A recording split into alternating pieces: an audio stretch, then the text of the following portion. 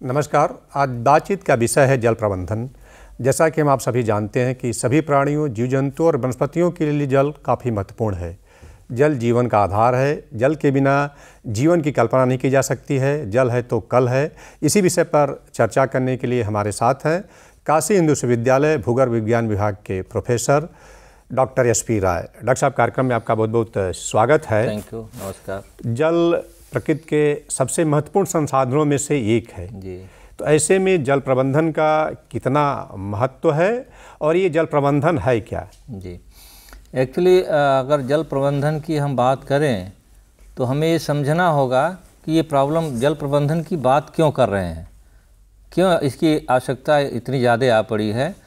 तो एक अगर वैश्विक रूप से अगर हम देखें, पूरे वर्ल्ड में जो पानी की उपलब्धता है उसमें 97.5% तो हमारे पास खारा पानी है, जो कि समुद्रों में है और जगहों पे है, लेकिन केवल मतलब वो किसी काम का नहीं है वो खारा पानी।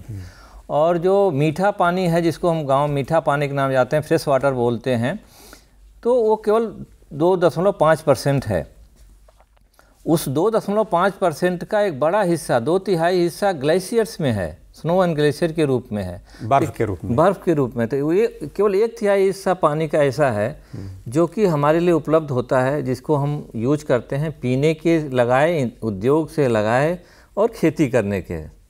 तो सारे काम के लिए उतना ही हिस्सा है, 1/3। वो 1/3 को अगर एक एग्जाम्पल लें कि 1 रुपये में 100 पैसा होता है तो उसकी कीमत 1 पैसे की बराबर। इतना ही पानी है हमारे पास, लेकिन हमारे अंदर भ्रम है, हम लोगों के अंदर भ्रम है कि पानी कभी ख़त्म नहीं होगा। तो शायद इस तरह से हम लोग ध्यान नहीं दिए पिछले सालों में कि पानी को हम बचाएं कैसे। लेकिन अभी पिछले कुछ वर्षों से अगर हम देखें, जब से हरित क्रांति आई है, भूजल का दोहन बढ़ा है अपने कंट्री में, अपने देश में, उसके बाद से क्या हुआ है कि हमारे यहाँ भूजल का स्तर नीचे लगातार जा रहा है। नदियाँ हमारी पानी कम होती जा रही हैं। गर्मी में नदियाँ हमारी सूख रही हैं। जितनी छोटी नदियाँ आप देखेंगे, चाहे वरुणा है, अस्सी है, तामसा है, गोमती है, गर्मी में सबकी हालत ख़राब। कुछ तो नाले के रूप में हो गई हैं, कुछ नदियाँ हैं लेकिन प्रवाह बहुत कम है। और बरसात भी कम हो रहा है। और बरसात, हाँ, इसमें कई सालों से एक चीज़ और भी है कि इसमें जलवायु परिवर्तन हो रहा है। उस जलवायु परिवर्तन की वजह से और समस्या बढ़ रही है, एग्रेवेट हो रही है। तो और समस्या हमारे कंट्री में क्यों है, इसका कारण एक ये भी बहुत बड़ा है कि जो पूरे विश्व का जल है वो हमारे पास 4% है। हमारे पास जनसंख्या जो है करीब पूरे विश्व का 18% है। मतलब वो 4% है तो पानी एक तरह से कहा जाए कि हमारे प्रयोग के लायक जी, पानी 4% है हमारे, लेकिन वो प्रयोग के लायक है। और हमारी जनसंख्या कितनी है? 18% पूरे विश्व का। तो एक बहुत बड़ा गैप। इतना ही नहीं, पशुओं की, जो हम घरों में पशु पालते हैं, उनकी जनसंख्या पूरे विश्व में देखा जाए एक बड़ी जनसंख्या, 10 से 15% पूरे विश्व का हमारे कंट्री में है। तो इतनी बड़ी डिमांड है, इतने लोगों के लिए खाने के लिए कृषि के उत्पादकता बढ़ानी है, तो उसके लिए ग्रीन रिवोल्यूशन लाया गया। अब ग्रीन रिवोल्यूशन के लिए पानी बहुत बड़ा एक विशेष महत्वपूर्ण पार्ट था। हाँ, कि अधिक अन्न उपज वाली फसलें थी, तो पानी की जरूरत थी। तो अब उसमें पानी की ज़्यादा ज़रूरत है तो नहरें जरूर बिछाई गई, लेकिन किसानों को समय से पानी की उपलब्धता नहीं हुआ। उन लोगों ने ट्यूबवेल लगाना शुरू कर दिया। अब ट्यूबवेल से पानी जब निकालेंगे निश्चित तो स्वाभाविक रूप से पानी का असर, उसका दोहन का लेवल नीचे जाएगा। तो वो दिख रहा है आज के डेट में। और ये लेवल जो गिर रहा है अभी आने वाले, मतलब पिछले 20 सालों में अगर देखा जाए तो ये समस्या इतनी बड़ी नहीं थी। अब गाँव में सारे हैंडपम्प सूख गए हैं, सब लोग सबमर्सिबल लगा रहे हैं, मतलब 100 फीट 200 फीट तक नीचे चले गए हैं। और कुआं का अस्तित्व खत्म हो गया जी। कुआं तो खत्म, ओपन वेल पीने के लिए जो पानी है उसका भी पैटर्न, तरीका चेंज हो गया, अच्छा, हमारा यूसेज बढ़ता जा रहा है। मतलब पहले हम कम पानी में दिन भर काम चला लेते थे, अभी हमें हर चीज़ के लिए पानी की उपलब्धता है, तो इसलिए यूसेज बढ़ता जा रहा है। तो एक तरफ आपके पास आपका रिसोर्स कम है, आपके पास सामग्री कम है, लेकिन उपयोग भी हम बढ़ाते जा रहे हैं। तो इस सब के लिए क्या कर रहे हैं, हम दोहन कर रहे हैं, और दोहन इतना ज़्यादा कर रहे हैं कि उसका असर हमें दिखने लगा है ज़मीन के पानी पर। तो लगातार स्तर नीचे जाने लगा है। और अगर ये स्तर जाने लगा, जैसे पंजाब में आप देखें, पंजाब में पानी का जल स्तर इतना चला गया है नीचे, वहाँ खेती में, और जो खेती प्रॉफिटेबल थी अब वो नुकसान में चल रही है। तो वहाँ पे बड़ी दिक्कत समस्या आ गई है। किसान फार्मर्स सुसाइड कर रहे हैं, लोग विदेशों में पलायन कर रहे हैं। और तो बड़े शहरों में भी ये पानी के लेकर के काफ़ी परेशानी हो रही है, किल्लत हो रही है। जी, बड़े शहरों में आप देखें तो बंगलौर, हैदराबाद, चेन्नई, दिल्ली, जयपुर, ये सारे बड़े शहरों में, मतलब हैदराबाद चेन्नई में तो जीरो वाटर हो गया था। सारे रिसोर्सेस अभी कुछ दिन पहले पिछले सालों में सूख गए थे, तो पानी का उपलब्धता बड़ी समस्या हो गई थी।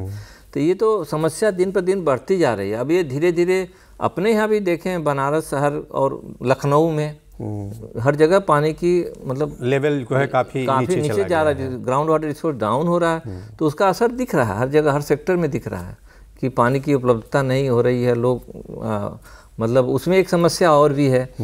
एक समस्या है कि जो पानी उपलब्ध है उसकी गुणवत्ता पीने के लायक है या नहीं, कि नहीं है। ये बहुत बड़ी समस्या है। बहुत बड़ी समस्या। अगर पानी उपलब्ध भी है, आपको दिख भी रहा है, लेकिन आप पी नहीं सकते, इसलिए कि उसका गुणवत्ता वैसी नहीं है। आपके शरीर के अंदर वो पानी जाएगा तो वो नुकसान करेगा आपके हेल्थ के लिए।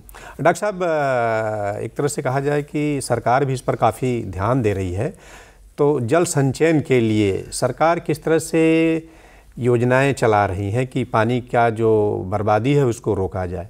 हाँ, देखिए एक्चुअली क्या ना, ये बड़ा अच्छा प्रश्न है आपका, और ये समय भी बड़ा उपयुक्त है। क्योंकि अगर हम देखें जो सारे पानी का सोर्स क्या है, सारे पानी का मूल जड़ क्या है, तो पानी एक ही जगह से आता है, वो है वर्षा का जल।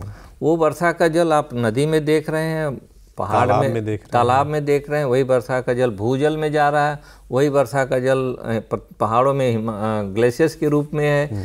तो सारा पानी का स्रोत एक ही है, वो है बारिश का पानी। अब उस बारिश के पानी का क्या है, कुछ नेचर, भगवान कहें या नेचर कहें, तो उसमें क्या है, नेचुरल प्रोसेस से पानी ज़मीन के अंदर जाता है, बह करके नदियों में जाता है, वो सतत चलता रहता है। और डॉक्टर साहब, एक तरह से देखा जाए जो वाटर पर्कोलेशन की बात हो रही है कि नीचे जाता है, बहुत जगह सड़कें भी बन गई, और जो तो ये भी एक तरह से कहा जाए कि फालतू पानी जो है बह के निकल जाता है। मैं उसी पे आ रहा हूँ, तो वही बताना चाह रहा था। तो एक क्या होता है कि जो नेचुरल सॉयल है या फॉरेस्ट है, जंगल है, जंगलात हैं, तो उसमें क्या, जंगल में अगर बारिश होती है, हम लोग दौड़ कर जाते हैं, पेड़ के नीचे खड़े हो जाते हैं। क्यों जाते हैं कि जो उनकी पत्तियां हैं, पत्तियों पर पानी पहले गिरता है, फिर वो पत्ती पर पानी से नीचे ज़मीन पर आता है, तो उसकी वेलोसिटी घट जाती है। तो जो उस मिट्टी बहाने का उसकी शक्ति थी ना, वो कमज़ोर हो गई बारिश जल का। तो उससे क्या हुआ कि इरोजन रेट कम हो गया।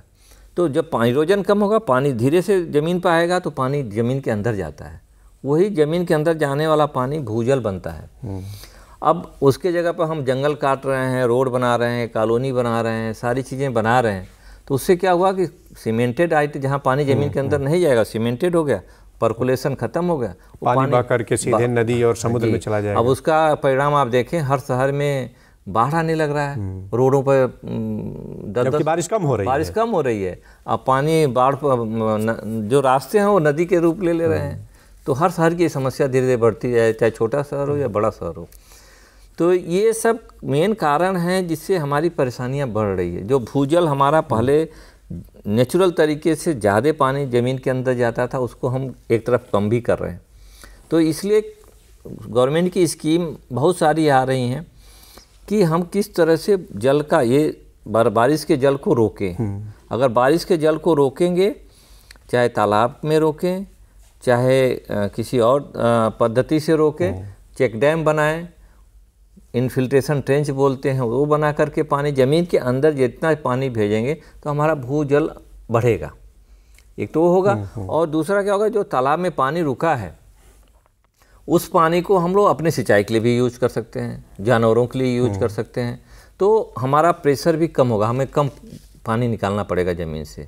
तो इसलिए मतलब जल संरक्षण का महत्व बहुत ही ज़्यादा है। अगर उस पर ध्यान, यही एक तरीका है, क्योंकि पानी की हमारे पास कमी नहीं है। जितना बारिश का जल है वो बहुत पर्याप्त मात्रा में है। बस उसका एक ही प्रॉब्लम है कि हमें उसको कैसे संरक्षण करना है। उसके लिए सबसे बड़ा मुझे लगता है गवर्नमेंट ने बहुत सारी स्कीम्स चला रखी हैं भूजल संरक्षण के लिए, स्वच्छ जल के लिए, जैसे अटल भूजल योजना है, और आपका जो है अमृत योजना है, जो कि अटल भूजल योजना में तो गांव में स्वच्छ पानी हर घर को टैप वाटर। हाँ, और जैसे कि लोग जो अपना समरसेबुल लगा करके ज़्यादा दोहन करते थे, ज़्यादा दोहन कर रहे हैं और अच्छी क्वालिटी का पानी मिले। और दूसरा जो है ये आपका क्या नाम है कि अमृत योजना शहरों के लिए पानी पेयजल प्रोवाइड करना है। फिर आपका जो है प्रधानमंत्री कृषि सिंचाई योजना है, उस कृषि सिंचाई योजना में कि कैसे जो नई तकनीकी आई हैं पानी देने के लिए। हमारे यहाँ खेतों में क्या होता है, किसान लोग भाई लोग जो हैं पानी फ्लड इरिगेशन बोलते हैं, पूरा पानी चला देंगे, हाँ, खेत में बहा देंगे भर देंगे, उनको लगता है इससे ज़्यादा उपज होगा, लेकिन ऐसा है नहीं। अगर पानी, हर चीज़ को पानी की एक आवश्यकता है। जैसे हम पानी पीते हैं, हमारी डिमांड है 2 गिलास की, हमें 20 गिलास दिया जाएगा तो हमें हेल्थ ख़राब हो जाएगा। तो हर चीज़ की एक आवश्यकता है, प्लांट की भी एक आवश्यकता है, उससे ज़्यादा पानी देंगे तो उसको नुकसान करेगा। तो उस आधार पर नई टेक्नोलॉजी, चूँकि साइंस में इतना एडवांसमेंट हो रखा है, तो गाँव तक अगर वो टेक्नोलॉजी पहुँचे, उस टेक्नोलॉजी को लोग यूज करके अगर फसलों को पानी देंगे तो उससे एक तो होगा कि पानी भी बचेगा और फसल की उपज भी बढ़ेगी, दोनों एक साथ। जल का संचयन भी हो जाएगा। डॉक्टर साहब, एक तरह देखा जाए तो हमारे जो नदी हैं, झरने हैं और तालाब हैं जी, ये जल स्रोत की कहा जाए कि एक अच्छे माध्यम है, वो सूख रहे हैं जी। तो आम जनमानस की इसमें क्या भूमिका होनी चाहिए? आम जनमानस की बहुत बड़ी भूमिका। आप अब देखें ना, जितने आज के 20 साल पहले जितने छोटी छोटी नदियां थीं, अपने आसपास देख लिया जाए, सारी नदियां आज के डेट में सूख गई हैं। आज की तारीख में सब सूखी हुई हैं। कारण क्या है सूखने का? जो उन नदियों को पानी कहाँ से मिलता था? उन नदियों को पानी मिलता था भूजल से। भूजल का स्तर ऊपर था, वो नदियों को पानी देते थे। अब क्या हुआ कि उल्टा हो गया, भूजल का स्तर नीचे चला गया, नदियाँ ऊपर हो गई हैं। अब उनको पानी का स्रोत है नहीं, क्योंकि ये हिमालय में से नदियाँ नहीं आ रही, इनमें ग्लेशियर नहीं है, केवल बारिश का जल आ। तो जब बारिश होता है 2 महीने नदी बहती है, उसके बाद सूख जाती है, क्योंकि भूजल उसमें आ ही नहीं रहा है। जबकि पहले एक तरह से देखा जाए कि हरदम पानी हमेशा रहता है, इसलिए भूजल उसको पानी देता रहता, सपोर्ट करता रहता 12 महीना। अब उस भूजल को हम खा गए, हम तो पंप करके निकाल दिए। तो अब उसका असर नदियों पर दिख रहा है, तालाबों पर दिख रहा है। जो छोटी छोटी लेक्स हमारे यहाँ आसपास हुआ करती थी, हाँ, झरने हैं, वो सब सूख रहे हैं, कारण कि उनको जो पानी का उनका जो स्रोत था उसको हम लोग ख़त्म कर दिए। तो कैसे संरक्षित किया जाए? क्या है कि अगर इनको संरक्षण करना है तो फिर से हमें भूजल के स्तर को बढ़ाना होगा। यही तरीका है। जब भूजल स्तर बढ़ाएंगे तो ऑटोमेटिक नदियाँ, तालाब, झरने सब पुनर्जीवित करना बोलते हैं। तो हम लोग इस तरह के काम कर रहे हैं कि रिवर को कैसे पुनर्जीवित किया जाए। इस तरह की गवर्नमेंट की भी बहुत सारी स्कीम्स चल रही है। तो जो भी हम लोग कुछ अभी यहाँ पे बरना पे काम कर रहे हैं, इसको कैसे पुनर्जीवित किया जाए। तो उसके लिए है कि कुछ रिवर में, नदी के जैसे नदी फ्लो बह रही है तो उसमें 2 तरह का एक्शन होता है। एक तो कई जगह नदी पानी ज़मीन की पानी को देता है, भूजल को पानी देती है, कई जगह भूजल नदी को पानी देता है। तो हमें उन जगहों को पहचानना होगा कि जहाँ पर भूजल पानी नदी को दे रहा है, उस जगहों पे जो है हमें जल का स्तर बढ़ाना होगा। और जैसे जल का स्तर बढ़ेगा तो नदियाँ फिर से जीवित हो जाएंगी। तो काम अब ये बिना लोगों के पार्टिसिपेशन से, गांव के लोग मिलेंगे, साइंटिस्ट एक साथ मिलके काम करेंगे, तब मतलब बिना जन सहभागिता के ये संभव नहीं हो सकती है जी। और कहा जाए कि जल सबके लिए महत्वपूर्ण है। जल तो सर बहुत महत्वपूर्ण है, बिना जल के जीवन नहीं है। बिना जल के आप देखें, हम लोगों को कृषि प्रधान देश है, भोजन नहीं मिलेगा हम लोगों को, कृषि उत्पादकता घट जाएगी तो भोजन नहीं मिलेंगे, हम लोग बहुत पिछड़ जाएंगे। तो इसलिए ये सारी चीज़ें, जब भोजन ही नहीं है, बाकी जानवर से नहीं है, हमारे पालतू जानवर नहीं है, कैसे काम चलेगा? इसका अगर कमी हो जाए, एक तरह से कहा जाए जल की कमी हो जाए, तो किस तरह का प्रभाव देखने को मिल सकता है डॉक्टर साहब? जल की कमी से तो आप अनुमान लगा सकते हैं, जहाँ जल नहीं वहाँ जाइए, राजस्थान में चले जाइए, देखिए क्या पश्चिमी राजस्थान में चले जाइए, जहाँ बारिश 20 सेंटीमीटर से कम होती है तो सर्दी तो हर चीज़ सूख जाएगी, ड्राई हो जाएगी, कुछ बचेगा नहीं, सॉइल खत्म हो जाएगी, सॉइल की नमी खत्म हो जाएगी, तो प्लांट्स ग्रोथ सब चीज़ खत्म हो जाएगा। हमारा पर्यावरण भी एक तरह से पर्यावरण पूरी तरह से खत्म हो जाएगा, पर्यावरण के नाम पे कुछ रह नहीं जाएगा। तो जल प्रबंधन को लेकर के आप जनमानस को क्या संदेश देना चाहेंगे कि जल हमारे लिए कितना महत्वपूर्ण है? नहीं, बिना देखें ऐसा है कि मैं तो यही कहना चाहूँगा कि जब बारिश होती है, हमारे पूरे एक साल में जो बारिश होता है उसका 85% कहें, 85% हिस्सा 3 महीनों में होता है, जून, जुलाई, अगस्त, सितंबर, इसमें होता है। तो मतलब इन महीनों में हमें बहुत ज़्यादा पानी मिलता है प्रकृति से, उसको बचा के तो रखने की बचाना है, उसको बचाना है। उस पानी को बचाने के लिए वैज्ञानिक तरीके अपनाने पड़ेंगे। वो वैज्ञानिक तरीके खेती करने के लिए होंगे, वो वैज्ञानिक तरीके पानी पीने के हो सकते हैं, वो वैज्ञानिक तरीके हमें दोहन के हो सकते हैं, उनको कैसे पानी निकालना है।